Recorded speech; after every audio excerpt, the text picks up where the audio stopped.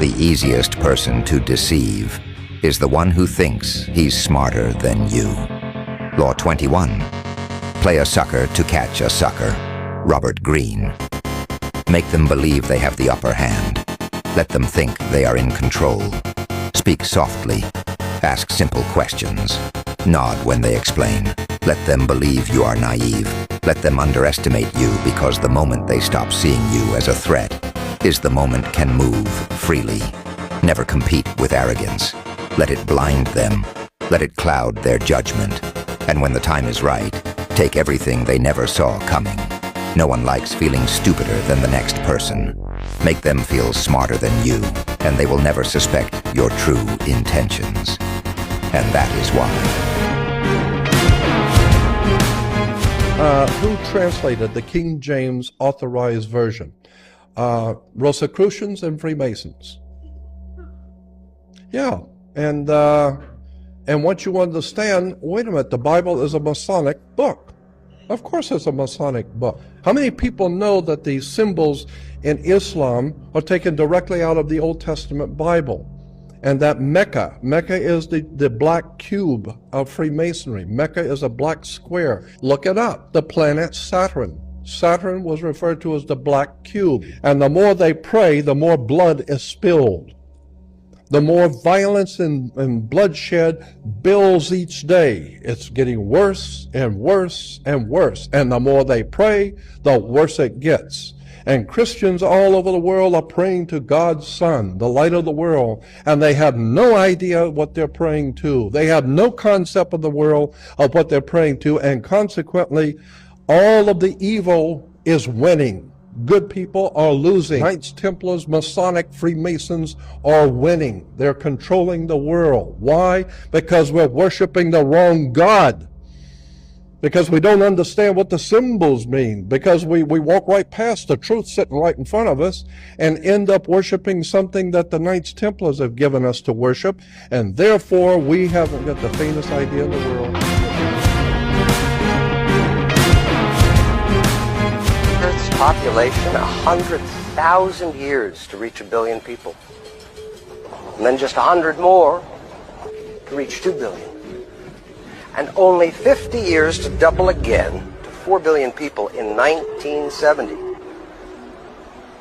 We're nearly at 8 billion now.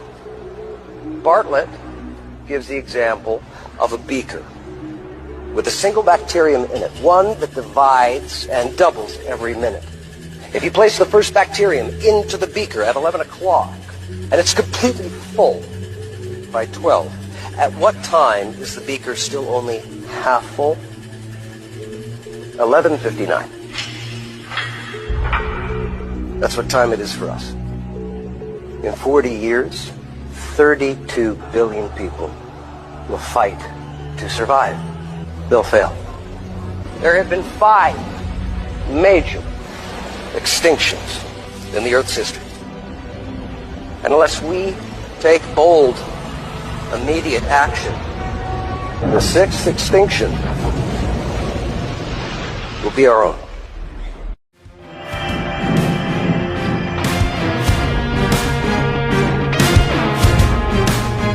This story didn't start in our lifetime. It didn't start with World War II, but that's where we'll pick it up. By then, the architecture was already forming. International banks, secret societies, and a growing appetite for global control. One man stood at the intersection of finance and betrayal. Prescott Bush, a banker, a senator, and the patriarch of a dynasty. He was caught financing Hitler through Union Banking Corporation. The U.S. government seized the firm's assets under the Trading with the Enemy Act. But Prescott Bush wasn't punished. He was promoted to the United States Senate. After the war, instead of dismantling the Nazi network, we imported it. Nazi collaborators were brought into the United States to help the CIA, the NSA, and the foundations of the permanent state. In 1963, President John F. Kennedy tried to challenge that growing machine. He pushed back on the CIA, central banks, and endless war. He was shot in the head, in public, in broad daylight. A declassified memo dated days later refers to George Bush of the CIA, not proof of involvement, but an undeniable presence in Texas, in the shadows of one of America's darkest hours. Lyndon Johnson took power. His policies pleased the military-industrial complex. Vietnam exploded. Surveillance expanded. And the permanent state dug in. In 1980, Ronald Reagan wasn't supposed to win. The system backed George H.W. Bush. Reagan beat them. But under pressure from elite families, Reagan took Bush as his vice president, reportedly against his own instincts. 69 days into office, Reagan was shot.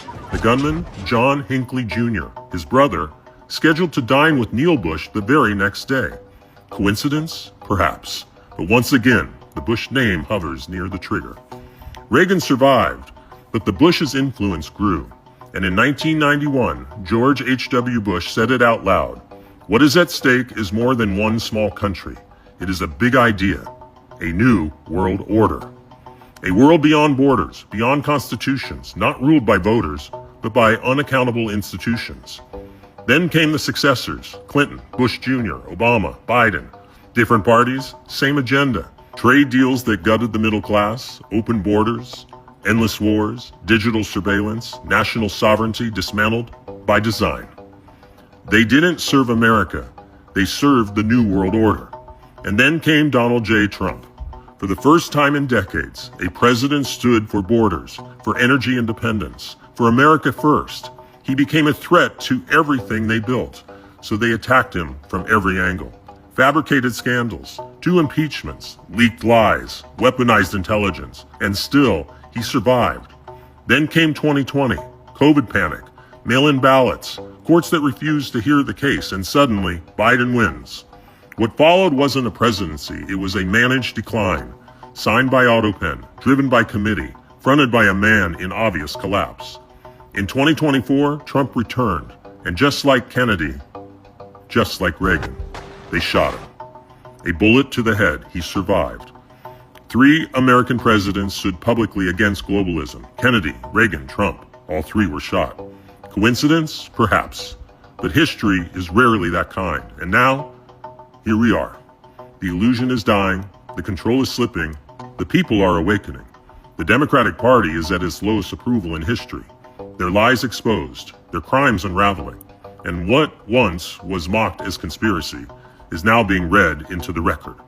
For generations, they planned a future without freedom, but that future is failing.